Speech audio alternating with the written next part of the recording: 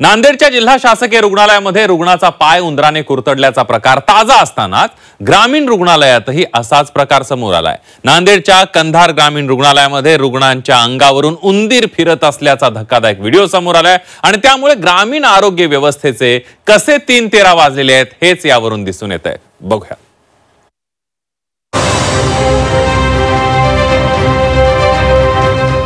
सरकारी रुग्णालयावर उंदरांचा कब्जा।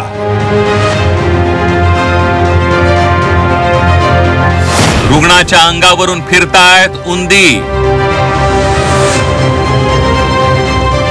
नांदेडच्या कंधार ग्रामीण रुग्णालयातील धक्कादायक प्रकार। ही दृश्य पहा।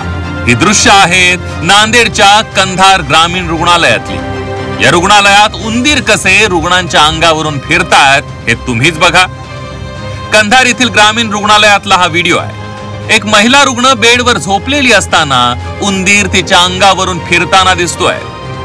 दुसऱ्या रुग्णाच्या एका नातेवाईकानं हा व्हिडिओ मोबाईल मध्ये रेकॉर्ड केलाय।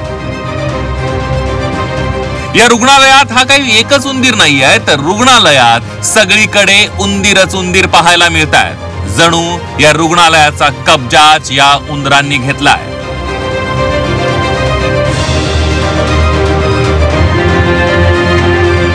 आता हे कमी की काय, तर दुसरीकडे नांदेडच्या भोकर उपजिल्हा रुग्णालयात डासांनी अक्षरशः उच्छाद मांडलाय। डासांच्या त्रासामुळे रुग्ण मेटाकुटीला आले।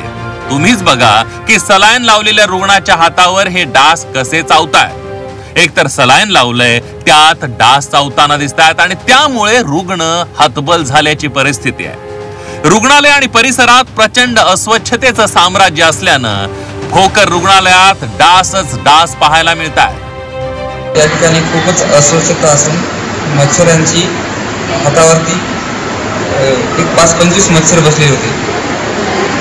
पहिलेच बिमार असून या ठिकाणी अस्वच्छतेमुळे मच्छर डासाचा अधिक बिमार होण्याची शक्यता आहे। मला जवळपास 7 ते 8 उलट्या झाल्या होत्या, तरी अर्धा तास बसल्यानंतर उपचाराला सुरुवात झाली। दरम्यान जिल्हा शल्य चिकित्सक संजय पेरके यांना या संदर्भात विचारलं असता माहिती मागवली आहे, कारणे दाखवा नोटीस बजावली असं म्हणत पठडीतलं उत्तर त्यांनी दिलंय। व्हिडिओ बद्दल आम्हाला कळलेलं आहे आणि त्याबद्दल आम्ही तिथल्या वैद्यकीय अधीक्षकांकडनं आम्ही त्याची माहिती मागवलेली आहे। त्यांचा कारणे दाखवा नोटीस त्यांना आपण इश्यू केलेली आहे त्यांना, आणि त्यांच्याकडनं आम्ही माहिती घेत आहोत। जे ट्रॅप्स असतात म्हणजे उंदीरचा हे जे पकडण्याचे जे ट्रॅप्स आहेत ते लावणे आणि स्वच्छता या बाबतीत सगळ्या इन्स्ट्रक्शन्स आम्ही त्यांना दिलेल्या आहेत, जेणेकरून याची पुनरावृत्ती भविष्यात होऊ नये। जिल्हा शल्य चिकित्सक जरी लवकरात लवकर उपाययोजना करणार असल्याचं म्हणत असले तरी यावर उपाययोजना कधी होणार हा प्रश्नच आहे। कारण अवघ्या काहीच दिवसांपूर्वी नांदेडच्या श्री गुरु गोविंद सिंगजी हॉस्पिटलच्या ऑपरेशन थिएटर मध्ये उंदरांनी असाच धुमाकूळ घातला होता। या रुग्णालयात उंदरांनी चक्क रुग्णाचा पाय कुरतडला होता। तेव्हाही आरोग्य विभागाच्या अधिकाऱ्यांनी उंदरांचा बंदोबस्त करणार असल्याचं म्हटलं होतं। मला पायाला छोटीशी शस्त्रक्रिया करायची असल्यामुळे शस्त्रक्रिया वार्डमध्ये मला ॲडमिट करण्यात आलं। तर शस्त्रक्रिया होऊन मी निपचित झोपलेला असताना सकाळी माझ्या पायाला उंदरांनी कुरतडलं। तर कुरतडलेली जागा नाजूक झाली होती आणि मी सकाळी उठल्याबरोबर उभा टाकल्याबरोबर पायातून रक्ताची चिरकांडी उडाली आणि मी मग सिस्टरांना सांगून त्याची मलमपट्टी करायला लावली।